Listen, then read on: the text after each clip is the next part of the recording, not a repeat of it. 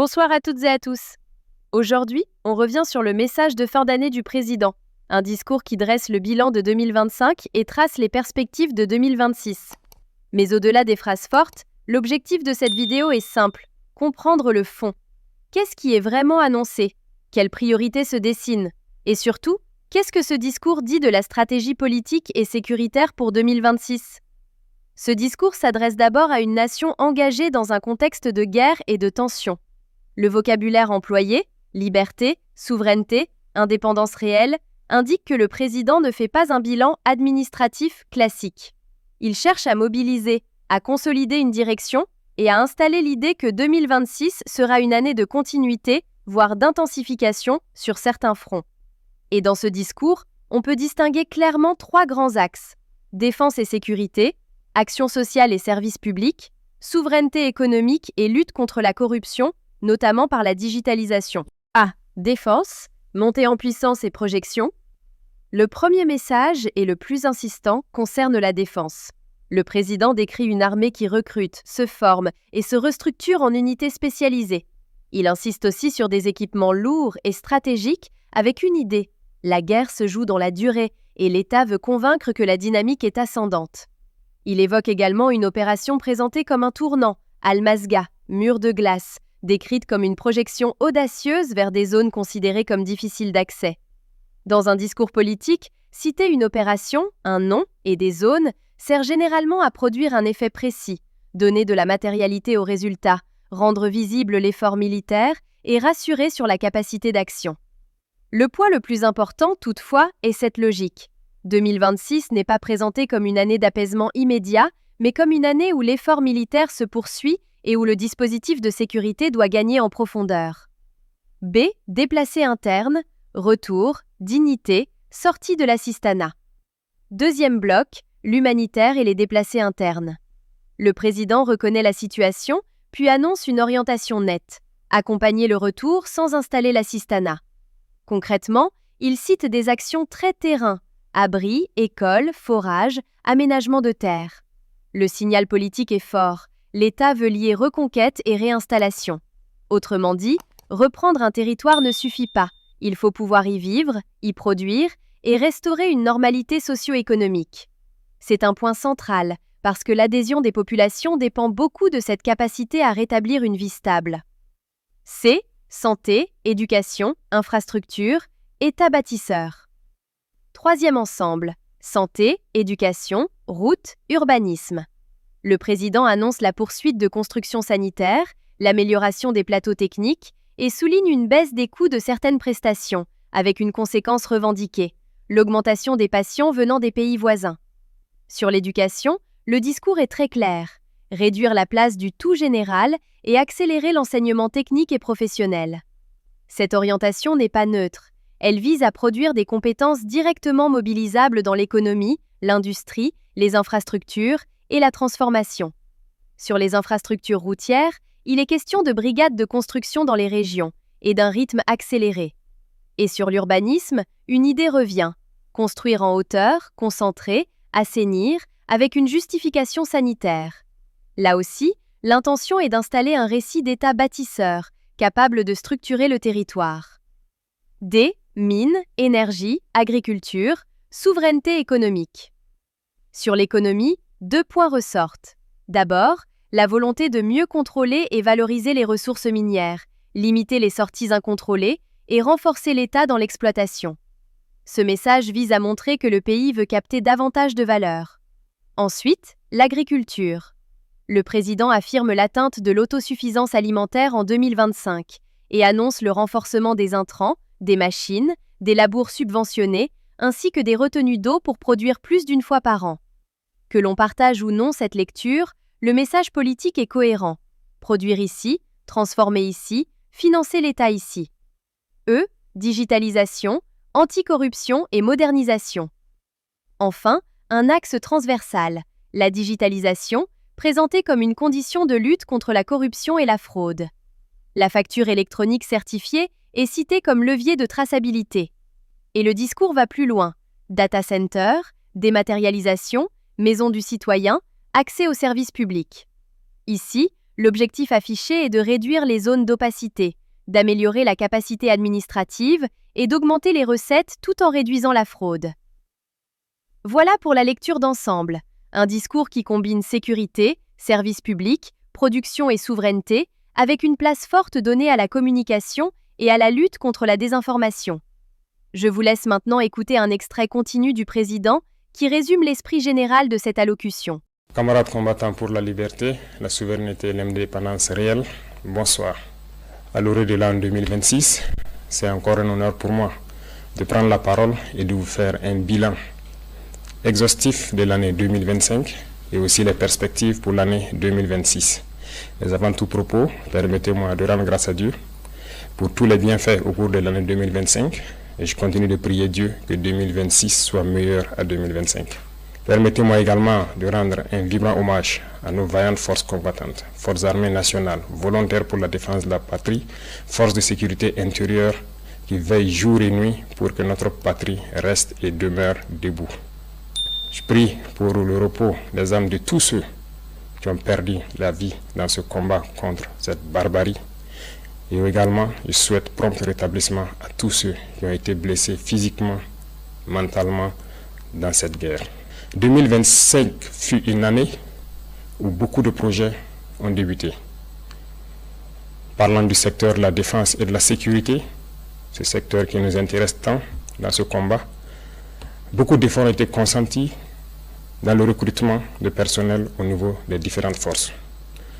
Également, plusieurs formations ont été entamées au sein de nos propres armées de façon endogène, ce qui a permis de créer beaucoup d'unités spécifiques qui font un travail remarquable sur le champ de bataille.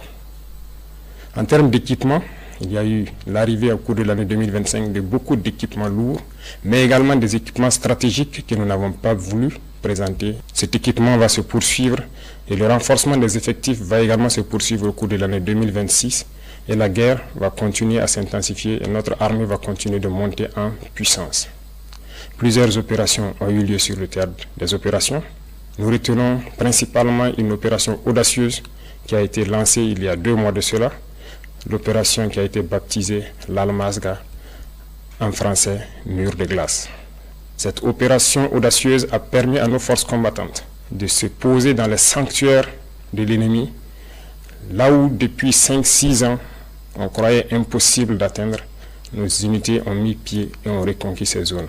Ces opérations ont permis donc la reconquête de plusieurs dizaines de villages, en passant par la région donc de Nakambe, Napade notamment aux abords donc du barrage de Kompianga, en remontant par Namungu dans le Goulmou, en passant par Zagadegan dans le Kulse, mais également la zone de Namsigia autour de Djibo et Toulfe entre Djibo et Titaou.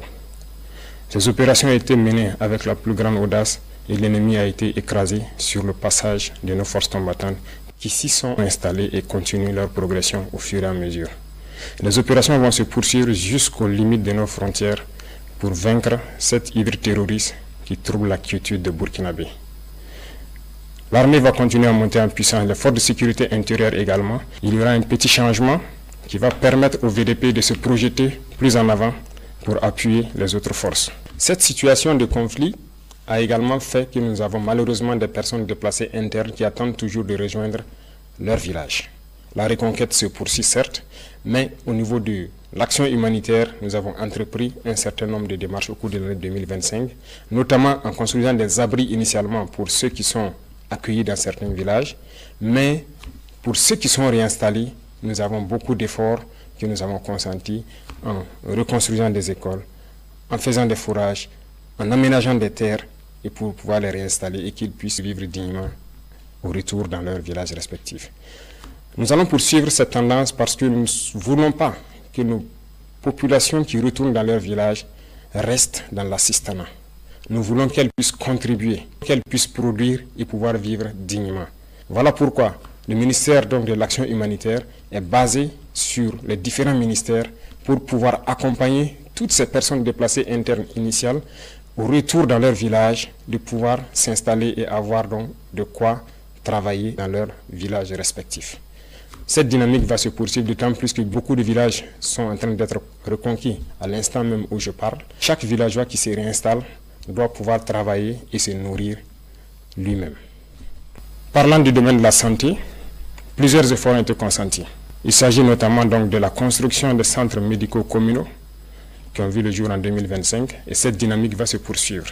Certains sont en phase de finition, mais d'autres sont donc en début de construction. L'équipement de ces centres va permettre de rehausser donc le niveau de l'offre de soins au niveau de nos populations. Pour les centres existants, le plateau technique a été amélioré en termes de laboratoire, en termes d'imagerie. Ces offres de soins vont continuer de s'améliorer au profit de nos populations, mais également au profit donc des populations de nos pays voisins, parce que le nombre de patients venus des pays voisins a connu donc un accroissement considérable au cours de l'année 2025, dû principalement à notre politique de revoir à la baisse les coûts des prestations de santé. Nous allons poursuivre dans cette dynamique au cours de l'année 2026, avec la pose aussi des pierres de 9 centres de santé à l'image du centre de santé de Pala. Toutes ces infrastructures vont donc connaître un début au cours de l'année 2026. Dans le domaine de l'éducation, plusieurs projets ont eu lieu, notamment donc la mutation et la modernisation de nos structures éducatives, des constructions qui désormais vont aller en hauteur.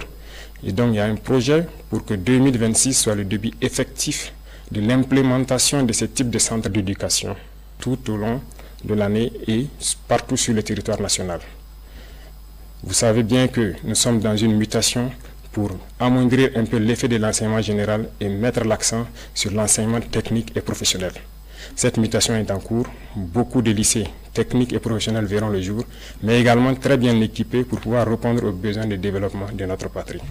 Du côté de nos étudiants, beaucoup de centres universitaires verront le jour donc, au cours de l'année 2026, mais déjà en 2027, nous avons commencé la construction d'un certain nombre d'amphithéâtres et de bâtiments pédagogiques. Certains sont en phase de finition et d'autres finiront en 2026.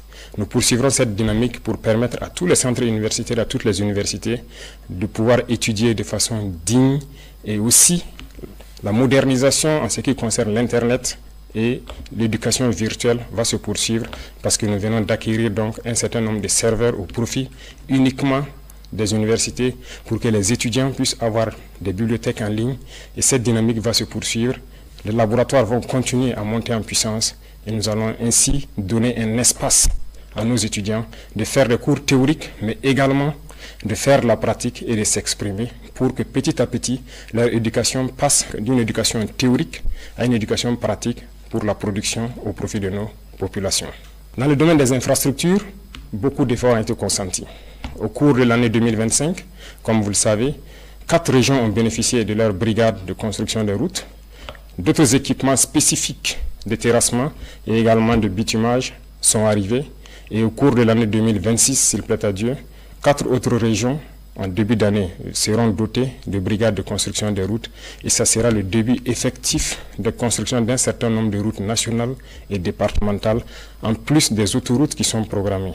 Nous voulons aller à un rythme soutenu, ce qui nécessite que nous équipons toutes les régions avant de pouvoir nous projeter de façon efficace, comme cela a été le cas avec le lancement des travaux de l'autoroute. Nous avons opté de changer le modèle d'urbanisme. L'État va prendre en compte la construction de nos villes. Pour conclure, ce discours fixe une ligne. 2026 est présenté comme une année de consolidation et d'intensification de l'action de l'État, avec une priorité sécuritaire, mais aussi une volonté affirmée de reconstruire, produire, transformer et moderniser l'administration. Si vous souhaitez d'autres décryptages d'actualités politiques sahéliennes et africaines, abonnez-vous à la chaîne. Merci d'avoir suivi et à très bientôt.